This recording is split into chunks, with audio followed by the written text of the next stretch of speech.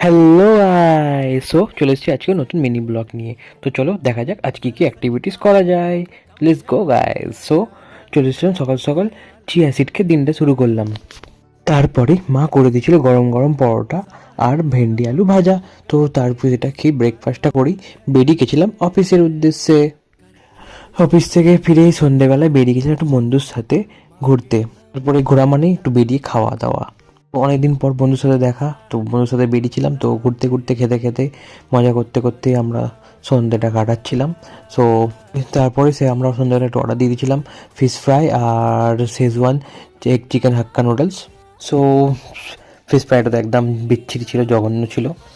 আর নুডলসটা average, not good. তো মস্তি করতে করতে, গল্প করতে করতে, ফান করতে করতে দুজনে মিলে খেয়ে নিয়েছিলাম। সো গাইস, আজকে ডিনার করবো না, বাইরে ডিনার হয়ে গেছে। চলো কালকে নতুন ভিডিও দেখা হচ্ছে। Bye guys, tata.